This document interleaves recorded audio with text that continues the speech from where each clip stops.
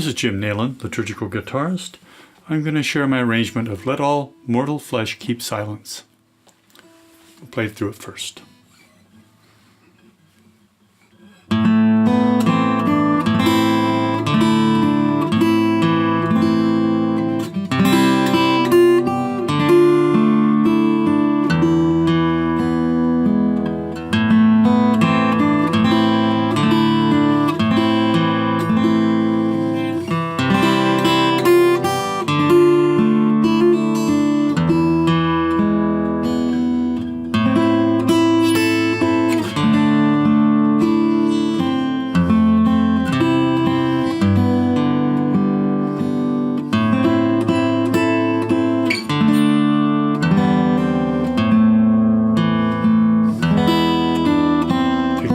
Back to the top.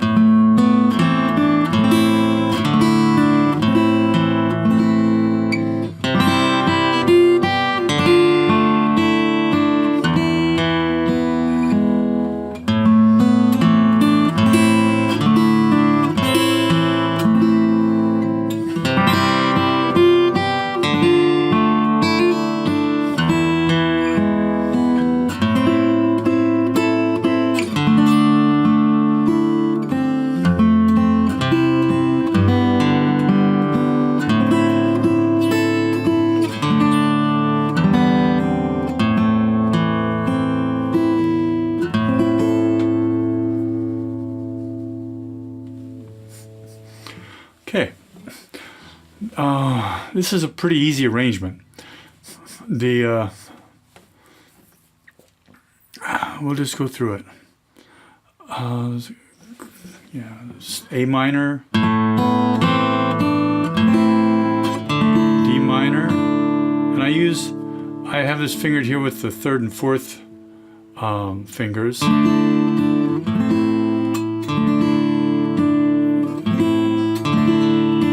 Do it with your second and third if you want. I think it's a little easier for me with the third and fourth. That's why I did it that way. And then the third measure, C, then D, and I actually have it written there, first and third. And the second line, E.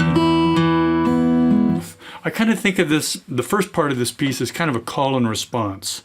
So I kind of separate the two. And you saw I did that with using the metallico technique on the second verse.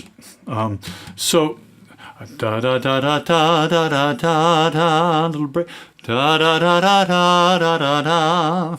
Now you probably don't sing it that way with your congregation, but as an instrumental, you have freedom to do that sort of thing. And that's how I interpret this piece. So you probably heard some of that in my playing of it. So let's start again from the beginning. The A minor,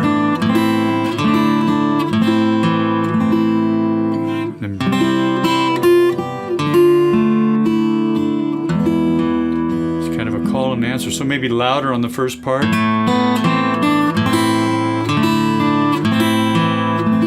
Maybe soften up a little.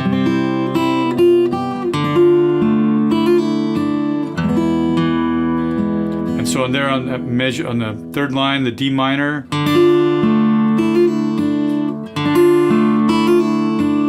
You got the little hammer on and pull off.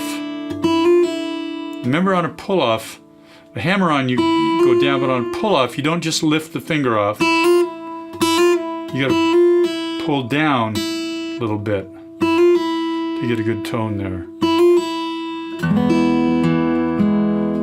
And then when you get to this second half of the third line, it changes a little bit. I don't see of it as call and response so much anymore. You go up and you're playing an A minor. You're playing these. You're playing off the fifth fret of the first, second, and third strings here, but you're doing it with the last three fingers of your left hand. So I have my second finger on the fifth fret of the third string. I have my third finger on the fifth fret of the second string, and my fourth finger on the fourth finger on the fifth fret of the first string. So it's written in thirds. And then you drop down, slide on the second and third fingers down into the D minor. But I think it provides more clarity. And when I recorded this years ago, my Mass Prelude CD, I only played the third on the first note and then just played one note. And I think the melody stands out better than that, doing it that way than... You might do it that way once or twice for variation, but that gives you another way to add some variety to this piece, which doesn't really have much, to be honest. Now here on that last, the D minor chord at the end of the third line, you have the open first string, and then you come to the C, you get your first finger there. Now, it's really easy if you can reach around with your thumb.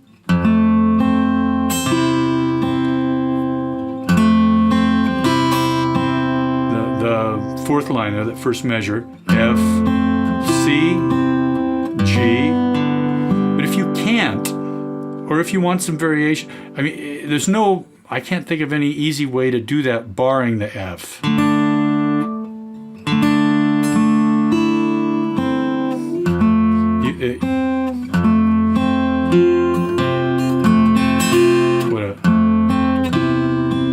You're going to lose a little bit of your legato line here going as you go from the last measure there. You go from the D minor to the F. If you go...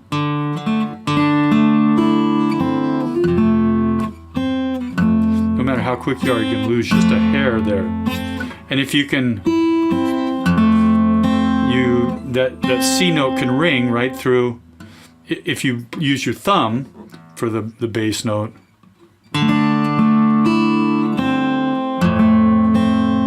That C note rings through and it keeps the legato line moving. So I prefer the thumb. Now I thought of something last night. I wrote a note down here, F major 7 over C. So this will give you a little dissonance here. If you can't reach it with your thumb and you don't want to bar it, here's another option I just came up with last night.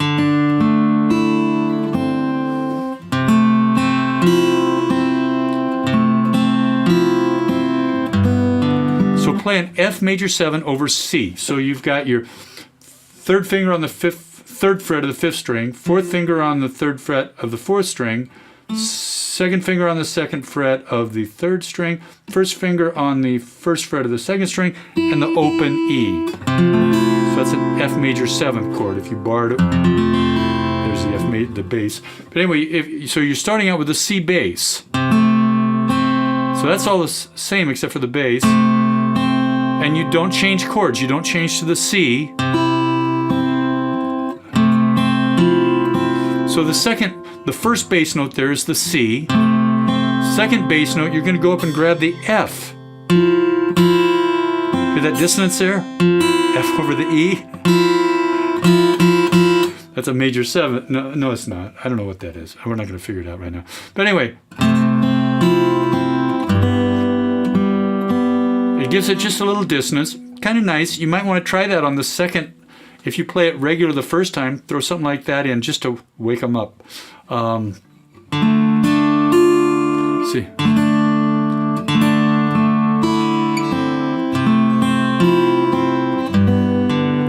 Up to G. Now moving on, the A minor again. E minor this time, and then A minor. The second ending. And notice I wrote it there like this. But you can get a better vibrato for that last note using the classical vibrato, but if you just do a little half bar on those with your first finger, you can get a nice vibrato. Another thing I do on it, in the second ending, I do a hammer on the third beat. So instead of just playing the C, I do an open second string and then hammer the C. So that gives it a little more interest.